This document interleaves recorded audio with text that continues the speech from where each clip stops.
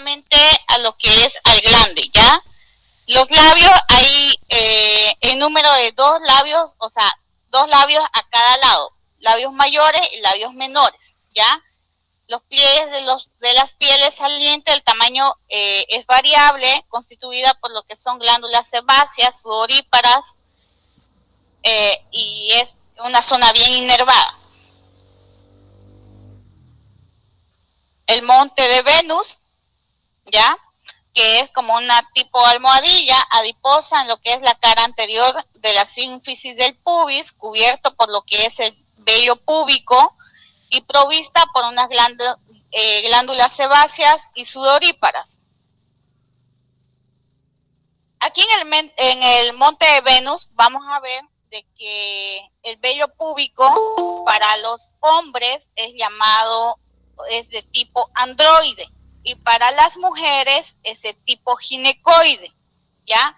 Van a ver en el adulto, o sea, un adulto, un masculino, no tiene la misma forma que el de una mujer, ¿ya? Van a ver que el del hombre en sí no tiene una forma exacta, solo que es un poco más ovalada, un poco más, como le dijera, bien digo, ovalada, ¿ya? Que no tiene una forma así como la que tiene la mujer, que es lo normal que sea así tipo triangular, ¿me entienden? El vestíbulo vulvar. Dice, ¿qué dijo que se llamaba? No la escuché bien.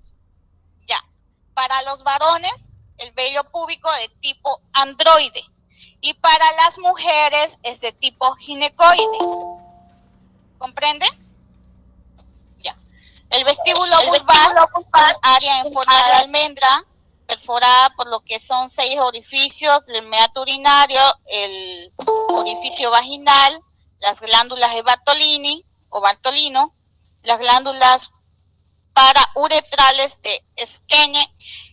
Aquí entre todas estas es importante lo que es la parte del meato urinario, el orificio vaginal y las glándulas de Bartolino. Cuando las glándulas de Bartolini van a escuchar en algunas patologías ginecológicas, ya van a decir tiene una bartolinitis. ¿A qué se refiere? A que es la inflamación de una de estas glándulas que mayormente se encuentra más o menos por esta zona, más o menos por acá, ¿ya? Entonces llegan a inflamarse por la obstrucción, ya sea un mal aseo, ya mayormente es por algún tipo de aseo, o en todo caso alguna proliferación de la flora de esa zona, ¿ya? Pero es por la obstrucción de esta glándula, ¿me entienden? Entonces, cuando esta llega a inflamarse, ya es una zona muy dolorosa, ¿ya? Porque o sea, tiene mucosa y todo esto. Entonces, de ya es una zona muy dolorosa. Y una inflamación ahí, o un golpe, o un trauma, con facilidad va a provocar lo que es un hematoma, ¿ya? Y entonces, mucho más si hay una inflamación de una de estas glándulas, que en caso sea la que es la más común, la bartolinitis. Entonces, esto mayormente es quirúrgico. Entonces, como es obstrucción, llega a formar como un acúmulo de pus, ya, como un tipo absceso más o menos. Entonces, tendría que drenarse esa zona, ya. Y lo más triste es que esto es recidivante. ¿Qué quiere decir? Que aquí a unos 3-6 meses va a volver a formarse con más facilidad esta patología.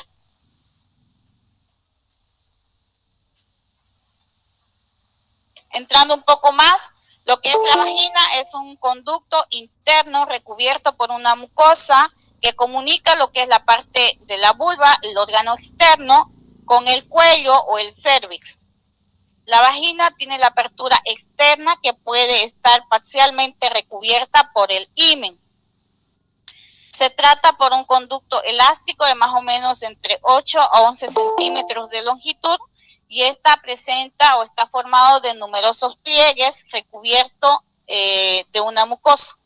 La función es que recibe al pene, en otras palabras, o sea, aloja al pene en una penetración, recoge el esperma de la eyaculación y desplazará hacia el cuello del útero. Al mismo tiempo está formada por lo que son diferentes glándulas vaginales que segregan una sustancia llamada lo que es el fluido o el flujo vaginal, cuya función es de lubricar lo que es la parte de la vagina, ¿ya? La composición, de cuya composición, y esta va a variar según lo que es la función del momento del ciclo menstrual. Ya es lo que llamamos por ejemplo, el método del moco, digamos. Ya es ahí donde implicamos eso. Es el canal por el cual se expulsa al bebé en el momento del parto, siempre y cuando el parto sea un parto fisiológico, ¿ya? Por eso también se suele denominar el canal de parto. Y también es por donde se elimina lo que es la menstruación, ¿ya?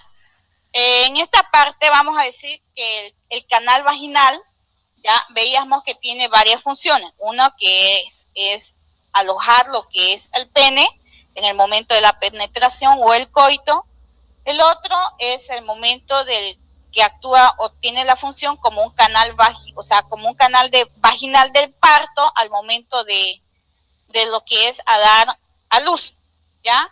Y el otro que es la menstruación, que en sí llega a ser la parte o la capa del endometrio del útero, ¿ya? Que se desprende mensualmente cuando no hay alguna fecundación, ¿ya? Entonces es así.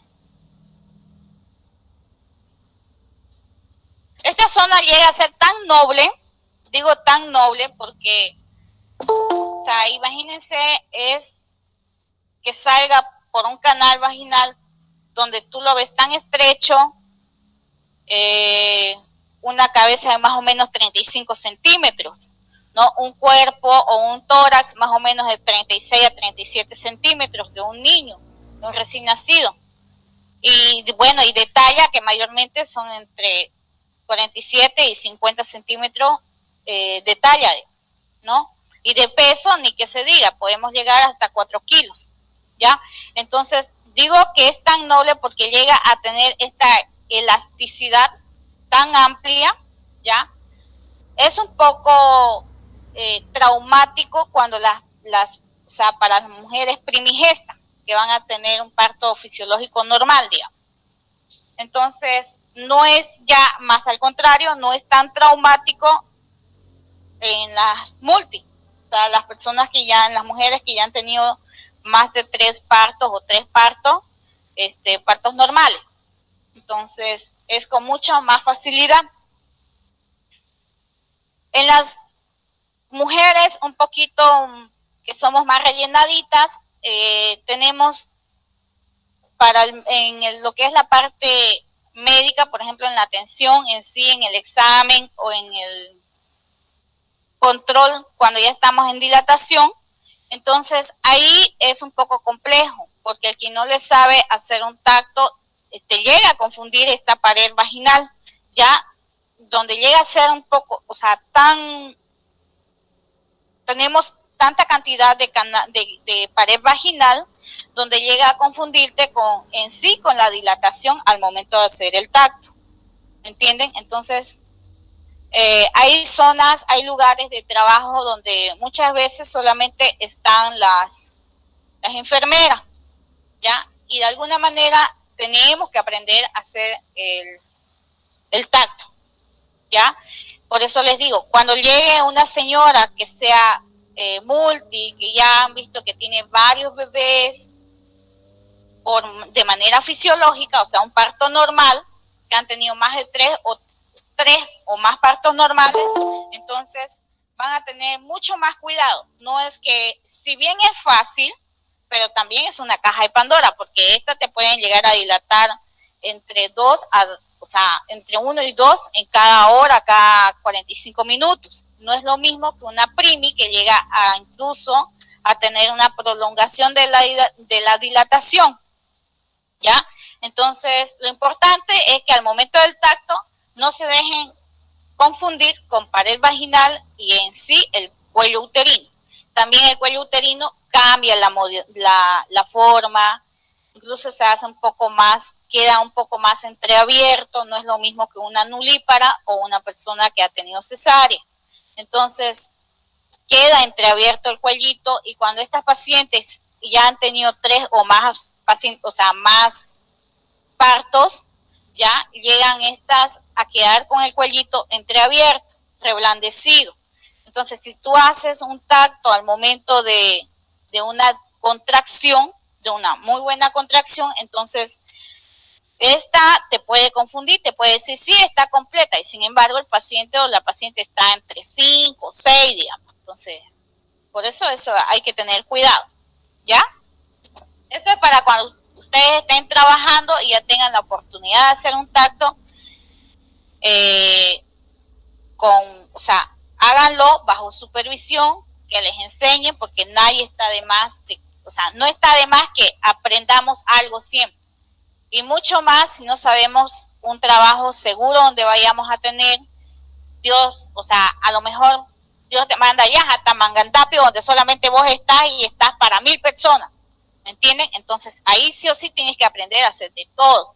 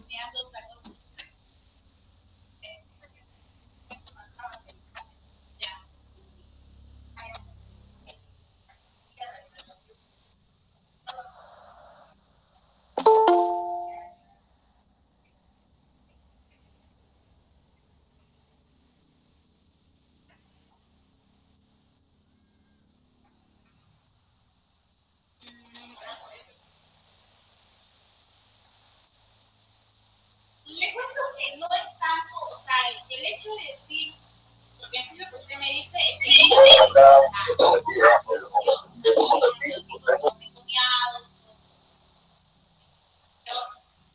Listen, agarra el micrófono. No se escucha muy bien. Se escucha, pero no se oye. Rebote, no la pregunta igual. ¿Me escuchan? Hola. Sí, ahora sí la escuchamos. Sí. Probablemente no, empezar a decir lo que se estaba pasando no es el término adecuado, ¿ya? Porque lo que el niño ha pasado es que hizo un sufrimiento fetal. Para uno de los signos, ya, para hacer sufrimiento fetal. El otro es que la frecuencia cardíaca fetal aumente, esté acelerada, ya. Entonces, no podemos echarle la culpa de que se equivocaron, no se equivocaron, dilató, y más allá fue dilató más allá. Entonces, o sea, no puedo yo agarrar y decirle, sí, el colega se equivocó, digamos, ¿no? Si el niño efectivamente hizo un sufrimiento fetal, estaba empezando a hacer un sufrimiento fetal, entonces el niño meconió, ¿ya? Pero el hecho de la dilatación hay mucho más si son primis. Cuando son primis, o sea, olvídense, puedes amanecer con esa muchacha ahí esperando que dilate y dilata y dilata desde medio centímetro hasta 1 centímetro por hora. Así se considera la literatura. En cambio, en las multis podemos llegar a dilatar hasta 2 centímetros por hora. ¿Entienden? Entonces es mucho más rápido. Y mucho más si vamos a inducir a la paciente con alguna oxitocina. Mayormente en los centros de primer nivel los dejan así, ya, por eso dicen un parto fisiológico, que en sí ella dilate y se explaye a las horas que sea, digamos, ¿no? Pero hay un tiempo prolongado donde decimos dilatación prolongada, ¿ya?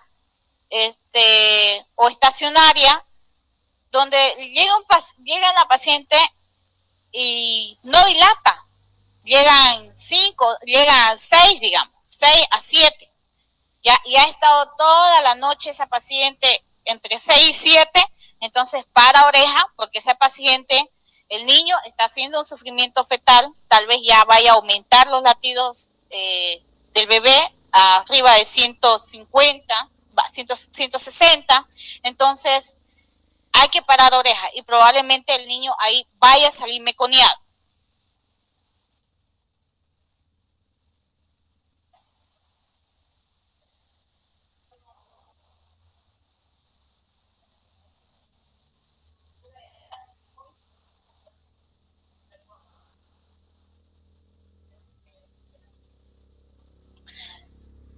Es un criterio para hacer cesárea, ¿ya? Es un criterio porque ya rompió bolsa.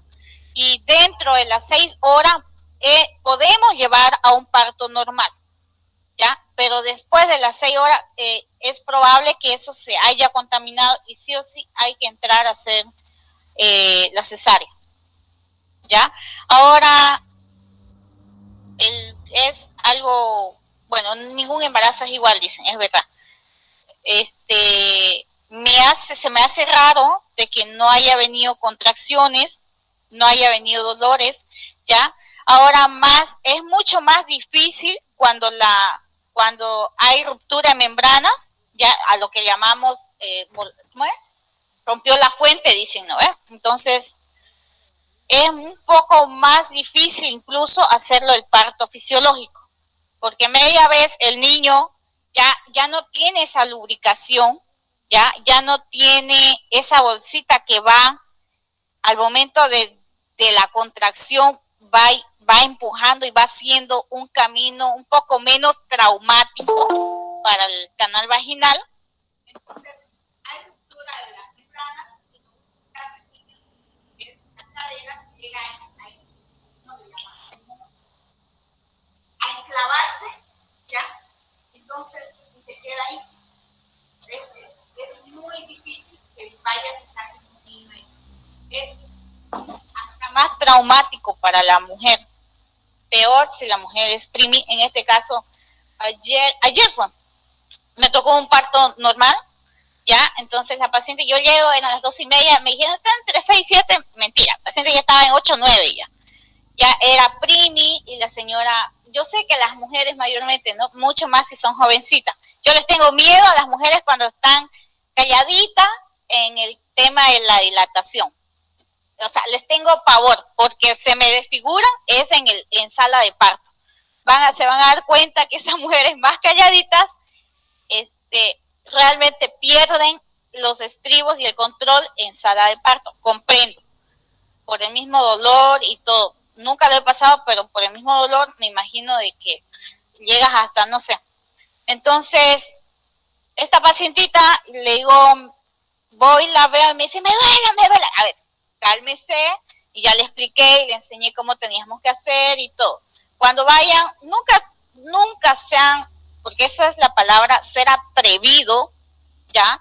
Porque por algo has estudiado, es para ayudar a la persona, y si bien la mujer embarazada no está enferma, pero necesita de un apoyo psicológico, o sea, si yo alguna vez se encuentran conmigo y estamos trabajando y yo las encuentro y les digo, y le dicen a mi paciente o al paciente, pero ¿para qué te pusiste a hacer, digamos? O sea, a ti no te importa si el paciente hizo o no hizo, a ti tu trabajo es ayudar a ese paciente.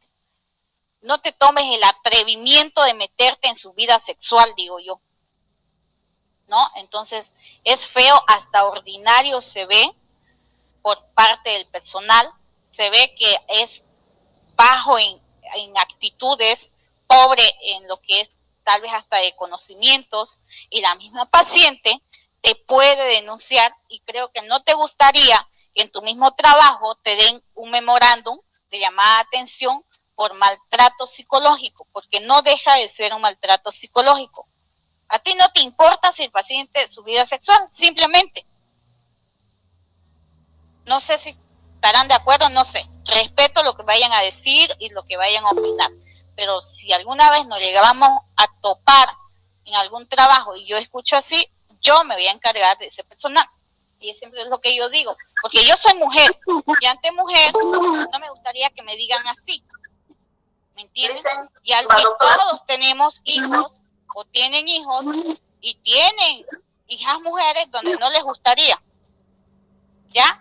Entonces, ese es un detalle que yo siempre lo digo. Doctora. Ya. No, seguíamos, entonces ya la metimos a sala de parto. La pacientita era primigesta, 22 años la pacientita. Entonces, ya la metimos y le hice el tacto. Ya efectivamente la pacientita ya estaba completa, ya tenía, como decimos, buenas caderas para una buena dilatación. Pero es muy diferente tener una buena constitución de cadera, ¿ya? A tener una amplia vagina, así. Entonces, la paciente terminó haciendo desgarro, porque el paciente, el RN, pues tenía casi 4 kilos, si no me equivoco era 3,900, entonces 54 de talla el Canva, o sea, grandísimo, ¿ya? ¿Me entienden? Es un momento un poco donde te pierdes, llegas a perder el control, porque a mí me asustó bastante el hecho de que el bebé primero sacó la cabecita, ¿ya? Se vino haciendo espacio por donde le dio la gana, sí, literalmente, ¿ya? Entonces, se siente cuando hay el desgarro también. Ayer realmente me dio una pena. Y salió primero la cabeza, ¿no? Y ya, bueno, la señora se cansó y ya no pujó, ¿no? Entonces se hizo la maniobra de Krieger, le ayudó mi colega y me dice, sácalo, Jessica, sácalo. Y realmente no podía, y peor, yo tengo un brazo que tengo fracturado, entonces me cuesta hacer la pronación, la rotación, pronación, no podía. Lo único que hice fue agarrarlo al niñito porque venía, ¿no? Siempre el niñito viene con la cabeza, con la mirada, en otras palabras, siempre yo, para que ustedes me entiendan, con la mirada hacia abajo, ¿ya? Y ellos mismos te dicen para dónde van a rotar, en otras palabras, pero no, Canva se empacó y quedó ahí. ¿Me entienden? Entonces, quedó ahí y yo, lo único que atiné, porque no podía ni meter mi mano ni nada, entonces lo único que atiné fue buscar, no quería fracturar clavícula, no sé cómo logré meter mis deditos, que son más pequeños que los de mi colega, entonces lo anclé, como decimos, ¿ya? Entonces metí mis dedos por detrás de la axilita del bebé, y así recién me lo pude traer, ¿me entienden? Entonces es un poco tedioso, un poco, realmente me daba pena la señora, la niña, bueno, la señora ya, ¿no? Pero jovencita, 22 años, entonces salió el niño, y ¿saben qué es un alivio cuando ese niño llora? Entonces este niño salió un poco deprimido, y yo lo que atiné fue ponerlo así a mi barriga, ¿no? Para no tumbarlo, porque vienen bien resbalosos. Nunca se olviden, o sea, nunca se confíen de agarrarlo ahí simplemente el cuellito, nada. Agárrenlo con todas las manos que puedan, todos los dedos. Si tienen 6 dedos, bienísimo, mejor, ¿ya? Entonces es una forma de decir de que tienen que agarrarlo bien ese niño. Así ustedes se caigan, ese niño no se puede caer, ¿ya? Entonces ya lo pusimos al vientre de la mamá, y bueno, cuando le hicimos la reanimación y todo fue pronto, gracias a Dios, ya lo clampé y todo, ya se lo llevaron, lo cambiaron, le hicieron la atención y recepción del recién nacido. Para variar, no llegó el neonatólogo, porque nunca te dice el neonatólogo, más o menos a qué hora, y uno pues nunca sabe, digamos, si el muchacho va a salir pronto o va a salir rápido, ¿no? Entonces, no llegó. Le hicimos la reanimación, todo allá. Y la señora, o sea, es un momento donde hay un choque de sentimientos, donde tú dices, ahí abajo, pucha, eso está horrible. Pero la ves a la mamá y con qué ternura, el llanto de la mamá y decir mi bebé, mi hijo, mi todo lo que ustedes quieran. O sea, y allá arriba, ¡ay, qué bonito, pucha! Pero miras acá y, uy, o sea, todo lo que te espera. Ya, entonces, es un choque de sentimientos. Es un choque de sentimientos donde hay que saberlo manejar. Y no puedes decirle, reitero, no puedes decirle a la mujer, ¿por qué? O sea, ¿por qué lo hiciste? O lo hiciste, o te gustó cuando lo hacías. Sí, o sea, ¿a quién no le gusta hacer el amor? ¿Qué le interesa? ¿Me entienden? ¿Qué le interesa? No tienen por qué ir y decirle eso a la paciente. Es una falta de respeto. Nunca lo hagan, dicen, porque creo que no les pagan y no nos pagan por hacer ese maltrato. ¿Ya? Bueno, creo que nos pasamos. Listen, una pregunta, disculpe. Y cuando están en el parto y utilizan esas ventosas o otra especie de pinza, ¿es para ayudarlo o es para que no sufran ese desgarro, digamos, que pueden sufrir al tenerlo al bebé? Y mayormente que he visto yo cuando usan esas ventosas, la cabecita del bebé es como si quedara como más larguita. El capú, que le llaman. Supongo yo que es eso, digamos, yo lo he conocido por ventosa. No, el capú es el que le llaman al hematoma que provoca al hacer la ventosa. Sí, esa como ovalado, ¿no ves? Es. Ya. En sí, esas ventosas ya están en desuso. Jamás he visto en video, pero jamás he utilizado. Y creo que ni me gustaría que utilicen en mí. Para empezar, ni siquiera quiero parto normal. Yo soy antiparto y con esto no me quedó duda con lo de ayer. Entonces, está en desuso, no se usa, al menos yo no he visto, y he trabajado en varios lugares y nunca he visto hacer un parto fisiológico con ventosa. Sí usamos las pinzas, ya, que son, por ejemplo, las pinzas Coger, que son para clampear lo que es el cordón umbilical, las Metzenbau, las rectas para hacer tal vez la episiorrafia, sí, una Metzenbau para hacer lo que es la episiotomía, ya, pero por si acaso la episiotomía es el corte, es el corte que hacemos a un lado, o sea, al lado lateral, ya sea derecho e izquierdo, ya. Muy pocas veces se hace a ambos lados. Realmente tendría que ser un macrosómico arriba de 4 kilos para que el niño no pueda salir con una episiotomía de un lado, o sea, de un lado lateral, derecho o izquierdo. ¿Me entienden? Y la episiorrafia es la sutura que hacemos a esa reparación. ¿Ya? ¿Qué más? Eso. Sí, ahí ya se usa lo que es para nunca se vayan a olvidar ya cuántas gasas están dejando en esa mesa mayo, porque no es que mayormente, por ejemplo, yo de criterio, yo personalmente siempre agarro dos gasas, ya, entonces las doblo, tengo la manera, ya cada uno busca su manera, las clampeo e introduzco ya al fondo. Y ustedes ya como personal, o sea, como enfermero, entonces lo que pueden hacer es ir y tocar el fondo del cuello, ya, para que el doctor o la persona que vaya a hacer la limpieza vaya y sepa hasta dónde llegar, ¿ya? ¿Me entienden, no ve? Con la misma pinza. Y ahí recién enclavar un poquito hacia abajo la pinza y hacer una limpieza adentro para tratar de que salga lo más, o sea, tratar de sacar toda la sangre para que el loquio no sea tan abundante y no lleguemos a asustarnos allá afuera en su unidad, ¿ya?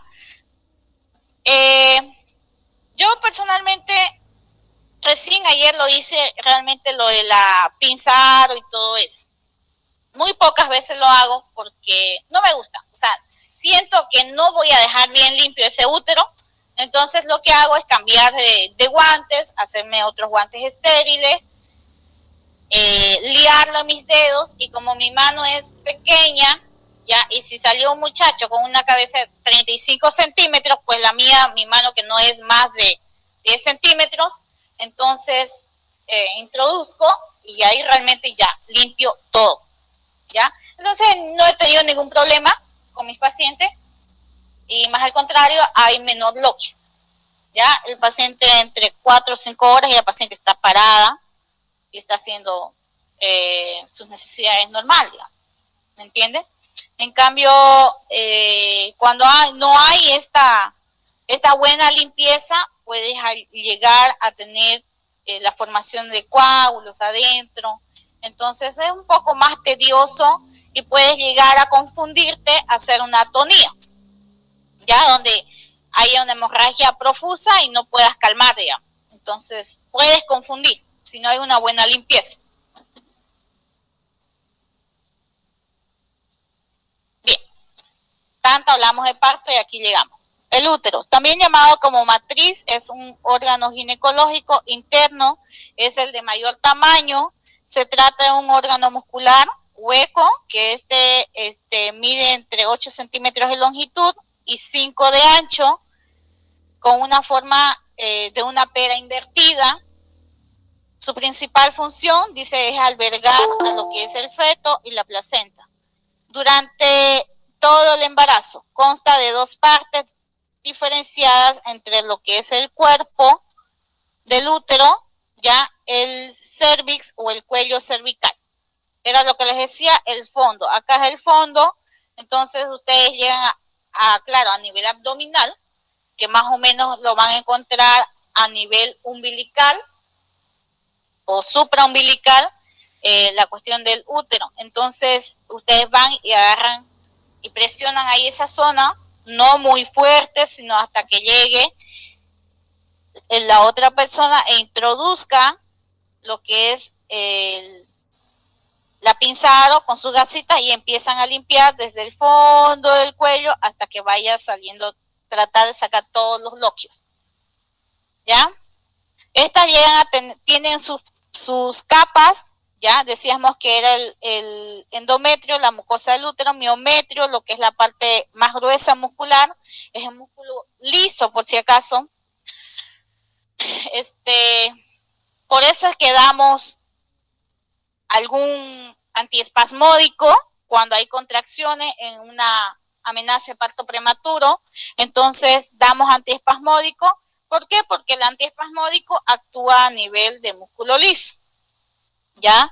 Entonces esta va a venir y va a relajar al miometrio, y entonces vamos a evitar que ese útero gravídico llegue a iniciar las contracciones ya para inicio de parto. Ya en la continuidad de con las trompas de falopio y la vagina. El perimetrio es la capa de la serosa externa cubierta por lo que es peritoneal, visceral de lo que es el útero.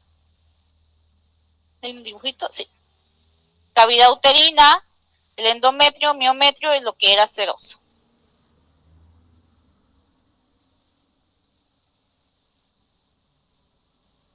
Cuellito es el cuello uterino. Vamos a ver, aquí es cuando hacemos el Papá Nicolau y la colposcopía. El Papá Nicolau es solamente cuando hacemos un barrido de lo que es el cuello uterino, ¿ya? Después, la colposcopía, así lo vamos a ver de esta manera, cuando es un cuello ya, o sea, dañado, un cuello así lisito, redondito, tal vez con algún quiste que no sea muy, o sea, que no, realmente me he olvidado el nombre de estos quistecitos aquí, estos blanquitos que llaman, que ven, pero es normal, son normales. Entonces ya cuando vemos acá un poco más agrietados, grumosos o tal vez sangrantes, vamos a sospechar de lo que es algún tipo de cáncer de cuello uterino, ¿ya? Entonces, es eso, esta es la visibilidad o la visión que tenemos al momento de hacer con el Papá Nicolau, ¿ya? Ahí vamos a ver lo que es el cuellito uterino. Este cuellito uterino se ve que fuese si bien es un cuello sano, pero se ve que fuese un cuellito que ya ha pasado un parto normal. ¿Ya? ¿Por qué? Porque vemos que está entreabierto.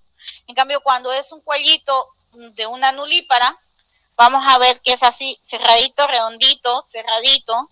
Entonces, esa es la diferencia, ahí ya se van a notar. Y cuando, hay mujeres que provocan, ¿no? No nos vamos a hacer los de la vista gorda. Entonces, cuando provocan cuando provocan el aborto, entonces vamos a ver, por ejemplo, que el cuellito está un poco edematizado, está un poco más rojo, entonces por la misma reacción del misoprostol, ¿ya? Entonces ha llegado una vez en el centro de salud llegó una señora y realmente decía me duele, pero según ella no se había hecho nada, pero llegó hasta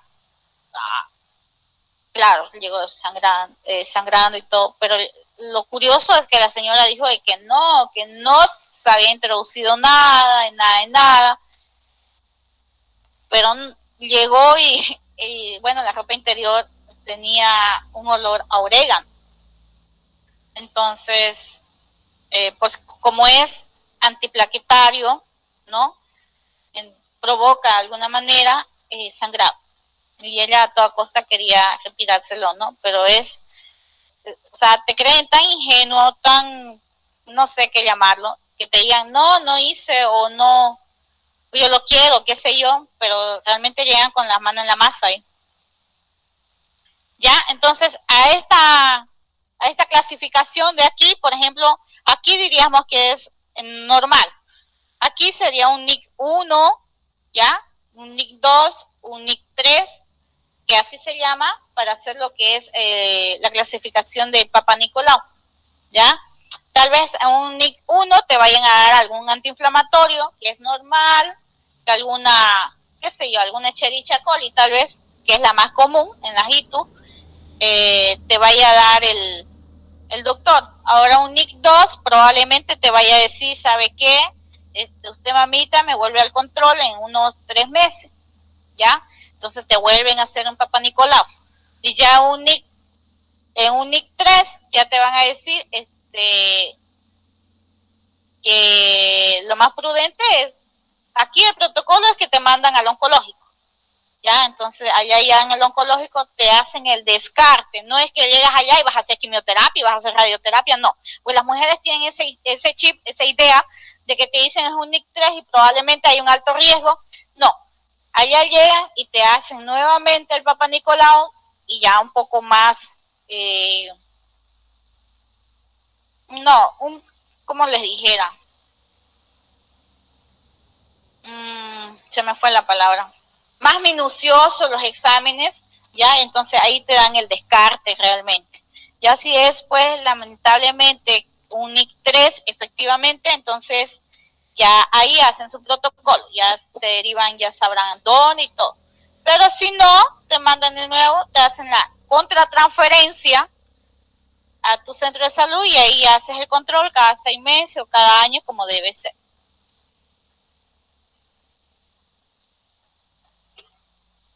Sí, papá, el espéculo. El espéculo, hay espéculos que se esterilizan en los centros de salud, ya, pero también en farmacia, si no quieres utilizar, porque todo el mundo tiene miedo, o sea, te da un poquito tal vez de susceptibilidad o qué sé yo, que no estén estériles, ¿ya? Entonces hay espéculos descartables de plástico, lo único que estos vienen por número, ¿ya? Mientras, por ejemplo, si es una pacientita que es delgadita, flaquita, entonces por ende va a ser un espéculo mediano, de pequeño a mediano, ¿ya? Mientras la señora sea un poquito más gordita, más mayorcita, no mayorcita, un poco más rellenadita que estemos, entonces va a ir aumentando el tamaño del espéculo, ¿ya? Eso es el único detalle, que no vas a saber qué número de espéculo te van a vender en la farmacia, ¿ya? Y sí o sí es con eso, para tratar de visualizar lo que es el cuello uterino. Y mayormente hay mujeres que tienen un cuello uterino posterior, ¿ya? Entonces, cuando, por ejemplo, estamos en una posición ginecológica, el cuellito, cuando es anterior, va a ir y lo vas a visualizar tras que pongas el espéculo. En cambio, cuando hablamos de un cuellito posterior, vamos a decir que como que tu útero está un poquito más inclinado, ¿ya? Y tu cuellito está hacia atrás, hacia abajo y hacia atrás. Entonces, es un poco más dificultoso hasta para el momento del parto, de la dilatación, entonces cuesta mucho más que se acomode el útero, que se acomode el muchacho, ¿ya? Entonces, también para el Papá Nicolau es de la misma manera, hay que visualizar y llegar a buscar ese cuellito posterior.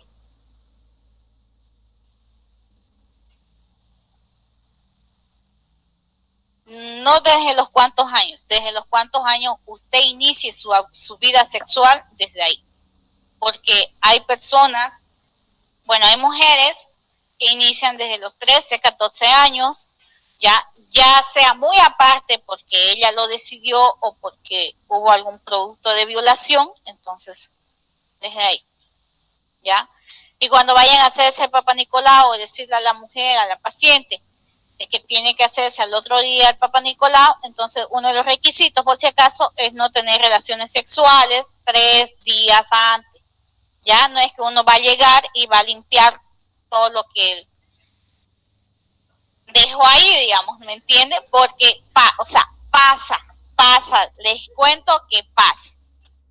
Ya una vez teníamos un examen, un colega, estábamos en provincia, y le tocó a la paciente y me dice, y yo le digo, pero ¿y por qué no sacas? Estoy limpiando, y yo no sabía qué estaba limpiando, ¿no? Y me dice, pero es que estoy limpiando, ¿pero qué no sacas de una vez? Yo soy así. Y me dice, ya después, no, te cuento, mi paciente tuvo relación. ¿Qué? ¿Pero cómo no te buscaste otra paciente? Le digo, y era la última, y ya iba a cerrar el centro y todo, y era su examen, o sea, sí o sí tenía que tomarlo. Entonces, pasa, yo quedé impresionada, porque a uno te dan un papelito donde te dicen ahí los requisitos, no tenés que tener relaciones, ya, no tienes que estar en tu menstruación, excepto que te vayan a poner la T de cobre, ya, entonces, ahí sí, puedes estar en tus últimos días de menstruación, ya, pero no al momento de hacer el Papá Nicolau, digamos. Ahora, ¿qué más? Cuello uterino ocupa la gran parte, creo que esto yo lo dije. Ya. Cuello uterino, dice, del útero ocupa la parte más inferior de lo que es, y ese está en contacto con lo que es la vagina, ¿ya? Tiene la forma cilíndrica, las paredes gruesas. Esto llega a, esta es la dilatación que les digo. Aquí empieza, estamos entreabiertos, entonces llega a tener lo que es la dilatación y el borramiento, ¿ya? Esto llega a ser tan delgadito cuando llegamos a una dilatación de 10. Ustedes lo ven aquí, bien gruesito, redondito y todo lo que ustedes quieran. Pero esto llega a dilatarse y llega a este espesor así más o menos. De la mano, toquen este ángulo de aquí, ¿ya? Entonces, así, a ese extremo llega a tener el borramiento que llamamos, porque en sí, el borramiento es toda esta parte, ¿ya? Un 10, 20%, 10%, o sea. Entonces, vamos a ir 10, 20, 30, 40, y cuando lleguemos a una dilatación de 10 completa, ¿ya? En sí a 9, porque cuando llegamos a completa, a una dilatación completa 10, es cuando ya o va a reventar bolsa en esos momentos, o ya reventó bolsa. Ahí llegamos a una dilatación completa de 10, ¿ya? Realmente a mí me cuesta por tener la mano más pequeña, entonces A mí un 10 tendría que estarme doliendo aquí en lo que son interdigitales, ¿ya? Y el borramiento llega la dilatación se cuenta 1, 2, 3, 4, 5, 6, 7, 8, 9, 10. Mientras que el borramiento es 10, 20, 30, 40, 50, 60, hasta 100. ¿Ya? Entonces llegamos a tener un borramiento, una dilatación de 10 y un borramiento de 100 en esta escotadura de aquí de la mano. ¿Ya? Es por eso les digo que es el órgano reproductor femenino es tan noble que llega a dilatar así, donde tú te llegas a impresionar, ¿no? Ya. Su función es recibir el esperma tras la eyaculación y proyectarlo hacia lo que es la cavidad del cuerpo uterino para lograr la fecundación.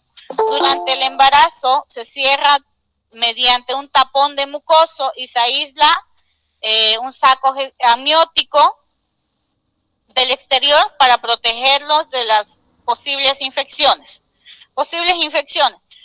Las mujeres estamos predisponentes cuando están embarazadas, hablo como que ya haya tenido hijos, ¿no? Pero de mujer, en algún momento de la vida, tal vez. Entonces, cuando las mujeres estamos más predisponentes a tener infecciones urinarias, ¿ya? En el lapso del embarazo. Por eso, de las causas de los partos prematuros son las infecciones urinarias, ¿ya? La mujer te dice, ¿está manchando la ropa interior? Sí, lo normal. Lo normal. ¿Ya? ¿Qué color es su pipí? Siempre yo les hablo así como el cochabambino, porque si no le hablas a tu paciente algo chiquitito, tu paciente nunca te va a tener confianza. ¿Ya? No es lo mismo que le digas, ¿dónde te duele, señora? ¿No? A que le digas, ¿dónde le duele, mamita? Entonces la paciente dice, que si no la paras, digamos, te va a decir de cuando tuvo infección urinaria de cuando tenía 5 años. ¿Ya?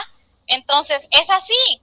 Pero si vos no le llegaste al paciente, olvídate, a ese paciente vos no le sacas una palabra ni con tirabuzón.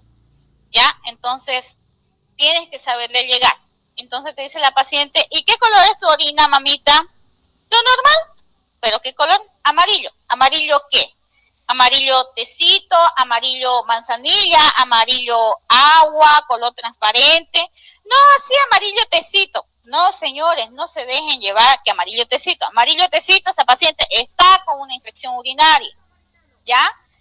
Ahora, si está manchando la ropa interior, también no es normal que manchen la ropa interior. ¿Qué color? Blanquecino, te va a decir. Ya, vas a ir pensando en una clamidia, ¿no? ¿Y huele? ¿Te duele para hacer pipí? Sí, me duele, me arde. O sea, la paciente está con todo, pero ya es normal. ¿Me entienden? Entonces, es así. Por eso les digo, van a encontrar de toda clase, ¿ya? Pero hay que saberle llegar al paciente para que te cuente y se explaye diciéndote. Pero también hay que saberle controlar la lengua y, bueno, ya está ahí nomás, mamita, ahora retrocedemos y volvemos donde queremos. ¿Me entienden? Obviamente no, me pasa es con los abuelitos. Sí, tuve infección urinaria, no, ¿desde cuándo? Y se acuerdan del doctor, que ya murió, que no sé qué, que no sé cuánto. O sea, así. Entonces, ese es el detalle, ¿ya? Mayormente es por los APP que llamamos las amenazas de parto prematuro, son por las posibles infecciones urinarias. Doctora, una preguntita, ¿y por qué la paciente, la embarazada, es propensa a las infecciones urinarias? No nos olvidemos que hay un cambio fisiológico de la mujer. Estamos con uno extra ahí, de alguna manera va a haber un aumento de leucocitosis, ¿ya?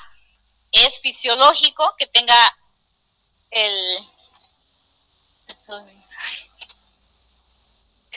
si gusta puede ir a tomar agüita. También, yo también me canso, todos nos cansamos. ¿De qué trabaja?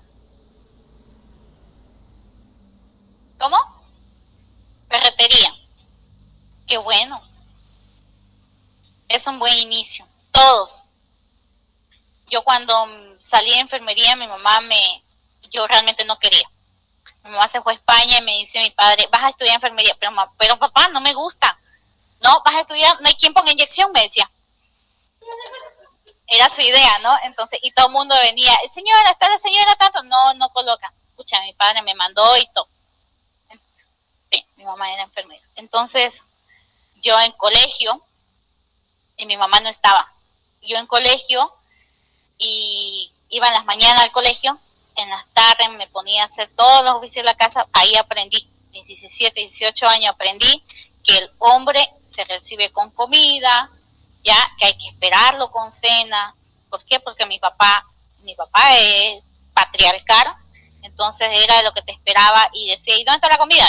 ¿No? Entonces había que hacer. Y en la noche me mandaba a estudiar. Y yo no quería enfermería, no quería. Hasta que le fui hallando el hilo y me gustó. Entonces saqué bachiller junto con enfermería. Es difícil, cuesta, pero se puede, ¿ya? Entonces valoren cada momento de su vida. Si no están trabajando, mucho más valoren. Y si están trabajando, yo sé que lo valoran mucho más, porque el sacrificio vale la pena. Después se van a acordar y van a tener un trabajo un poco más liviano, con más riesgos, con otros riesgos, ¿ya? Pero te dicen, ¿no? O sea, ¿usted qué es? Ah, no, yo soy enfermera. O yo soy tanto, ¿no?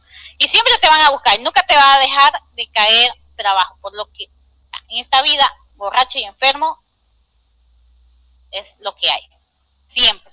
Peor ahorita con lo que es la pandemia. Sí, adelante. ¿Ya? Entonces, eso, mayormente es por los cambios fisiológicos. Las trompas de falopios o las trompas uterinas son dos conductos ubicados en lo que es la parte del lado izquierdo y lado derecho. En otras palabras, estamos casi al borde y sobre encima de lo que es el cuello uterino. Ya, a los costados. Los que los unen son los ovarios. Estos se encuentran en la cavidad abdominal, tienen unos 10 centímetros de largo y se encargan de lo que es transportar el óvulo que se desprende desde lo que es ya sea el ovario derecho o el ovario izquierdo, intercalado en las menstruaciones, transportar lo que es el espermatozoide hacia el óvulo para lo que es intentar la fecundación. Si los espermatozoides logran llegar, se encarga de desplazar el óvulo fecundado hacia lo que es el útero, para que éste llegue a implantarse en la pared uterina, o sea, dentro del útero. ¿Ya?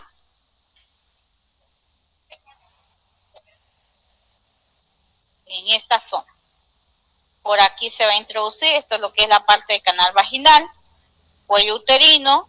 Ya, por si acaso la T de cobre se pone a las mujeres que ya o tal vez han tenido una pérdida o un aborto o ya han tenido un parto fisiológico, ¿ya?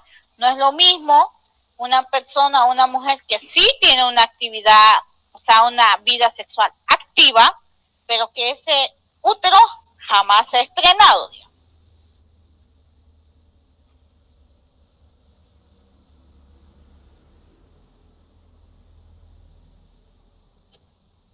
Se puede, pero es un poco más dificultoso. ¿Ya? La T de cobre la he visto, es grandecita. Creo que ya ahora hay unas que solamente vienen una hebrita nomás, como le llamamos.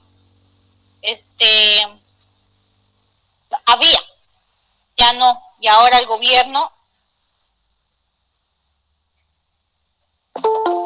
Sí, no me acuerdo cómo se llama este instrumental.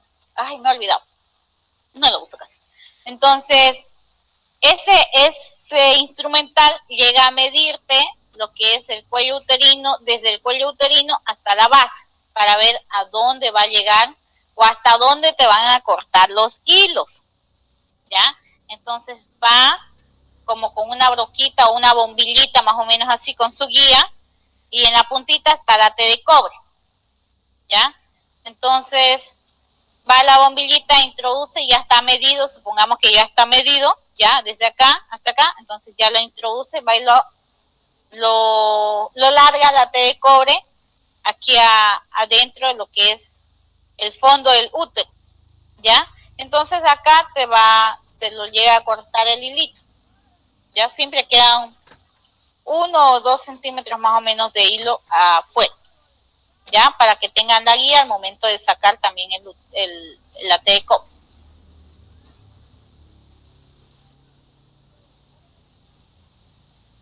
Aquí decíamos que tiene sus partes, la trompa, ¿ya? Es una parte istmo ampollar, que le llamamos el infundíbulo, y lo que son las fimbrias. Estas fimbrias son como unos deditos, ¿ya? Ciliares, donde llegan a atrapar al óvulo, ¿ya? Y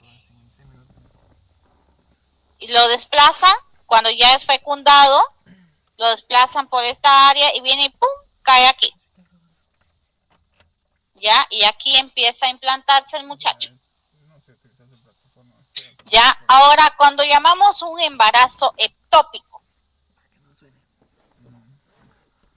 mayormente, dice la literatura, el 97% es en la zona ampollar. Es ampollar. Ampola, no sé por qué dice ampola. Ampollar. ¿Ya? El 97% de las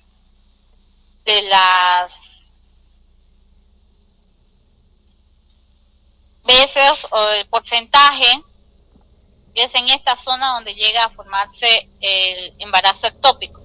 El embarazo ectópico es aquel óvulo que es fecundado, pero que no es implantado en su zona original, o sea, donde debe de ser. ¿Que dónde es? Dentro de la cavidad uterina. ¿Ya? Entonces este queda alojado por acá, ¿ya? Llega este óvulo fecundado, ya él va a seguir su curso, él va a seguir creciendo, explayándose, llegando a formar todo lo que es la parte neural, ya, haciendo su embriología.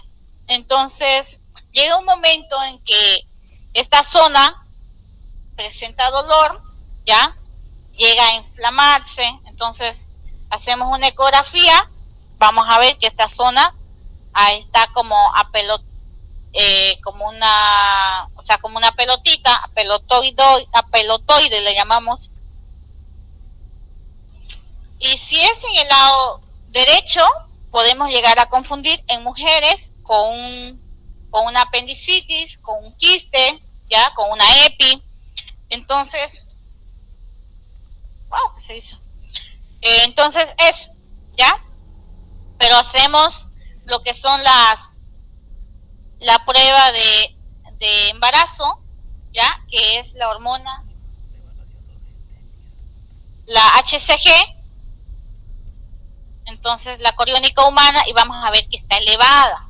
Entonces ahí vamos a decir, vamos a parar oreja, esto no es una apendicitis, es un paciente, una paciente femenino que está embarazada, pero que está con un embarazo ectópico, ¿ya?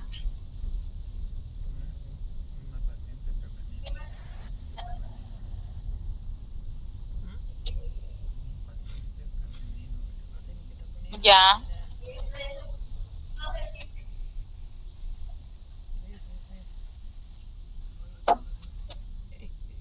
¿Pero le hicieron tratamiento?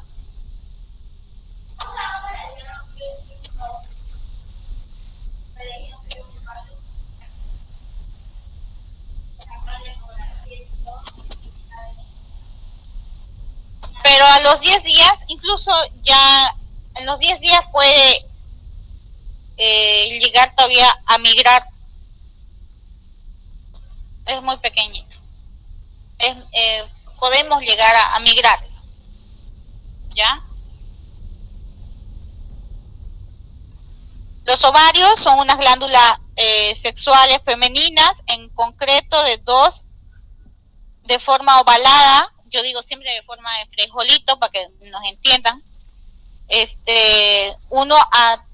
unos 3 centímetros más o menos de tamaño, ubicado lo que es al final de cada una de las trompas de falopio, ¿ya? En cuyo interior se encuentran los óvulos.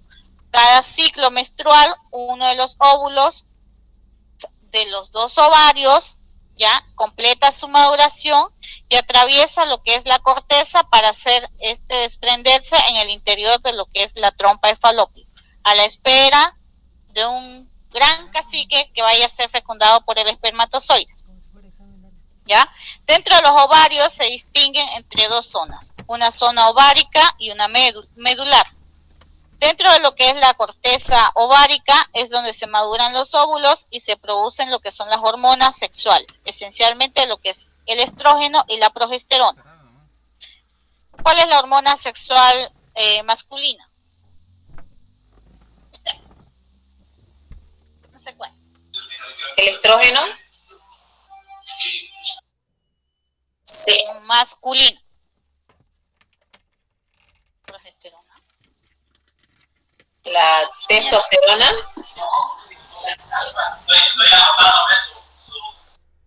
¿Ya?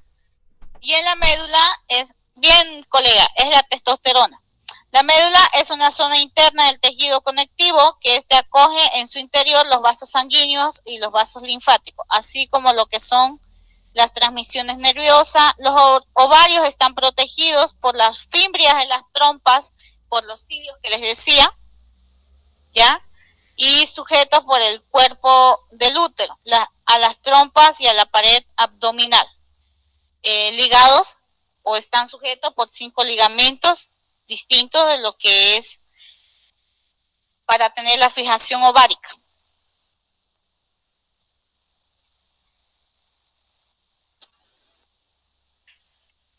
Ya, aquí, para que vean así a simple vista, vemos lo que es la parte del canal vaginal, ya, el cuellito, el cervix, el fondo del útero, nos vamos hacia los lados, ya, y vamos a tener lo que son las trompas de falopios, ya, y aquí vamos a ver lo que son los ovarios.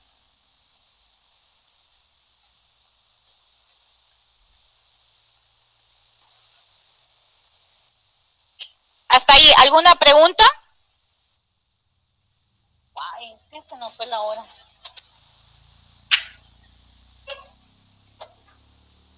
Del otro lado en línea, ¿tienen alguna pregunta? Listen, una pregunta. Cuando hacen las ligaduras de trompa, ¿eso cortan o lo ligan para, digamos, de aquí a un futuro de cuando vuelva a querer uno tener hijos, digamos? ¿Se lo pueden hacer en una cirugía, desligarlo o algo así, o ya no hay vuelta atrás con la ligadura de trompas? Bueno, mayormente las ligaduras de trompas se hacen a las pacientes o a las mujeres que ya han tenido, que por ejemplo tienen 3 o más hijos, ¿ya? Porque si bien es un órgano, o sea, son órganos nobles, el aparato reproductor femenino, pero todo llega a un límite. Entonces es lo mismo que cuando inflas una vejiga y lo tienes, por ejemplo, unos 3 días ahí, digamos, inflado. Entonces, vuelves a desinflarlo, vas a ver cómo está esa vejiga. De la misma manera, si vuelves a inflar, bien, se ve bonita la vejiga y todo, pero vuelves a desinflar y se va a ver más bolsa. A eso quiero llegar. Entonces, esos son uno de los criterios para hacer una ligadura de trompa, ¿ya? Ahora, las ligaduras de trompa no es lo mismo que la vasectomía. Las ligaduras de trompa, bien lo dice, o sea, solamente lo único que vas a hacer va a ser clampear o ligar, ¿ya? Con un hilo, por ejemplo, los hilos linos, entonces solamente llegas y vas y ligas a este nivel más o menos. Son como 2 ligaduras que hacen, a veces cortan, ¿ya? Entonces van a quedar cortados. Si te cortan, ya, por más que tú te arrepientas y hagas tus 10.000 Padre Nuestro, no te vas a poder volver a embarazar. ¿Ya? ¿Por qué? Porque está cortado, está ligado. Ahora, si no te cortan y si te hacen la ligadura, puede haber la posibilidad, ¿ya? Pero tienes que estar segura para saberte, o sea, para decir, me voy a ligar, ya. No puedes estar metiéndote a quirófano para que te liguen. Ya, está bien, tuviste tu bebé y te ligaron ahí. Y después volviéndote a meter a quirófano para que te desliguen y quieras tener más hijos. O sea, si ya tienes hombre o mujer, ¿qué buscas? ¿Qué otro hijo buscas, no? Entonces, no sé, no comprendo. ¿Ya? ¿Ya? Licen, El compañerito. Licen, una pregunta. Mire, yo tengo un hijo y digamos, yo quiero tener después de 5 años otro. Si me coloco un té de cobre o como le dicen el chip, ¿el niño o la niña no nacería con algún defecto? No, en ningún momento, porque es lo único que hacen estos son ¿cómo le dijera? O sea, son anticonceptivos que liberan muy lentamente ya hormonas, nada más. Ah, bueno, gracias, Licen. Doctora, una preguntita. La mujer que tiene varios partos, ¿por qué tiende a tener descenso de vejiga? ¿Eso tiene tratamiento o es necesario operarse? Y otra cosita más, esas mujeres tienden a tener infección con frecuencia. Ya. La cistocelia tiene su grado 1, grado 2, grado 3, conforme vaya haciendo el prolapso de la vejiga, ¿ya? Entonces, es lógico, mamita, haces una fuerza interminable, yo no sé de dónde es, yo creo que es la obra divina, para que te dé tanta fuerza de querer empujar y sacar a ese muchacho. Entonces, es la fuerza de que la misma fuerza hace que vaya, ¿cómo les dijera? El ligamento se vaya estirando, ¿ya? Entonces, es a consecuencia de conforme vayan pasando más partos, la mujer, pues por ende va a tener que empujar más, ¿entienden? Entonces, todo por presión va a estirar, digamos, los ligamentos. Entonces va a aflojar y va a descender, va a caer por gravedad misma. ¿Ya? Si se opera, depende del grado. Mayormente un grado 3, lógico, porque no vas a estar, hay un prolapso. ¿Ya? El 3 es el máximo, doctora. Sí. Ya. Y esas mujeres tienden a tener infección con frecuencia, como está el suelo pélvico bajo. Que ya la mujer está por la misma anatomía, porque tiene el meato urinario más corto. Ya hablamos de lo que es la parte de la uretra. Vamos a hablar en el siguiente tema, mañana. Entonces, en el siguiente tema vamos a hablar y vamos a ver que la uretra es más pequeña que el del varón. Decíamos ayer en el del varón, si no me equivoco, unos 18 centímetros, ¿ya? De uretra. Entonces, en cambio la mujer llega a tener entre 6 a 8 centímetros más o menos, entonces más corto por la misma anatomía, ¿ya? Sí, con el prolapso. Gracias, doctora. Apague su audífono. Dicen, buenas noches.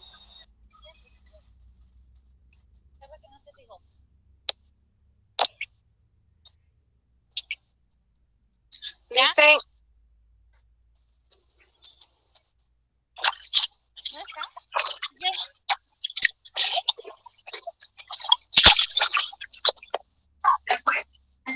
De todas maneras, ahora Licen lo va a subir, ¿ya? Y ahí lo vamos a... Hasta aquí yo creo que ya, ¿no? Concluimos nomás la clase, ya mañana pensar el siguiente tema y ya mañana lo damos. Listen, Sí. una preguntita conforme a los temas para el examen. No nos va a dar trabajo práctico y aparte de eso, no, como sugerencia, no sería recomendable que nos dé un cuestionario más o menos para que vayamos basándonos. Yo no hago cuestionario, mami. Ah, ya. Por esta vez haga. Doctora, Trabajo práctico, doctora. Aquí mismo. No tengo tiempo para estar craneando y haciendo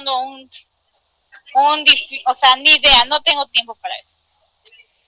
doctora, De eso damos también.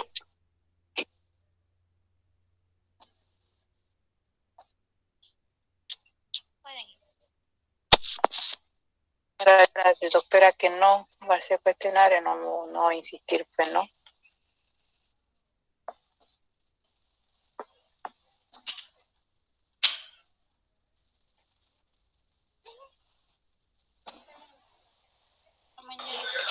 ¿Solo se va a estudiar de las diapositivas entonces?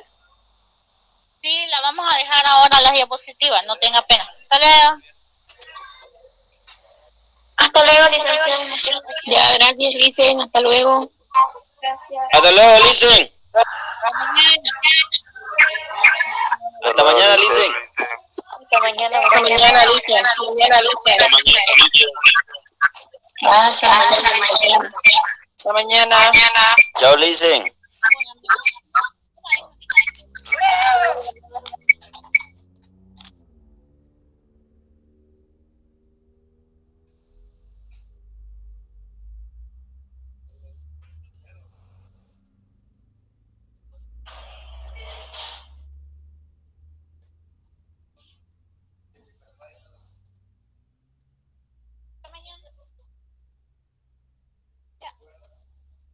No, no me acuerdo.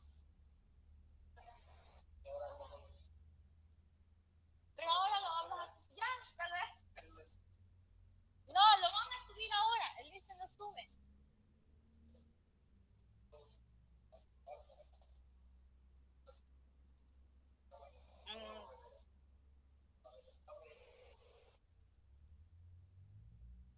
No, se va a aplazar. Sabe más que yo.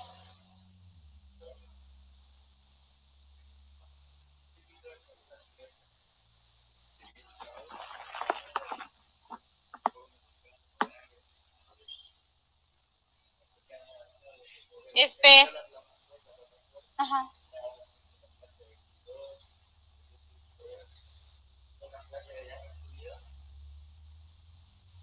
No, es toda la clase.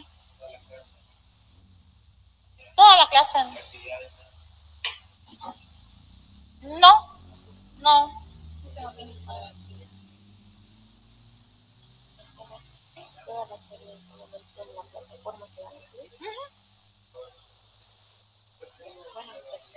Ya.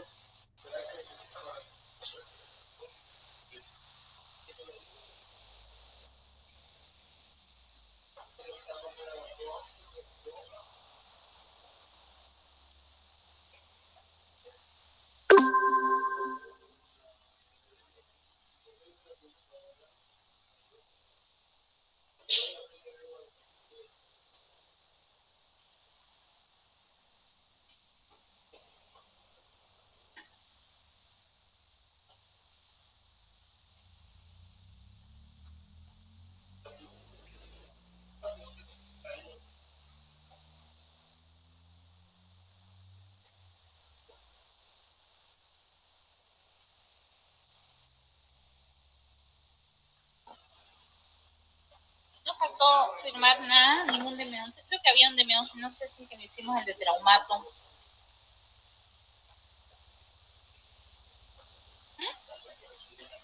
No están consumidas, papito. Están todos, ajá.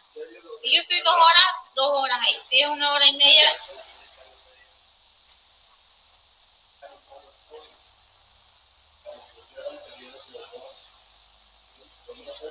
No, no pequeño. No. Solo vengo, doy mi clase.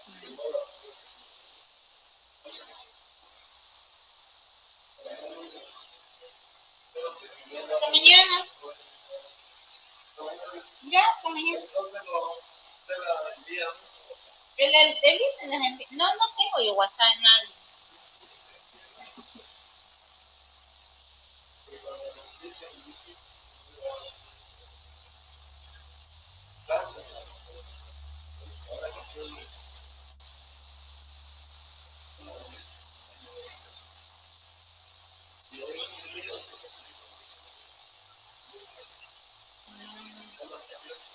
Ya.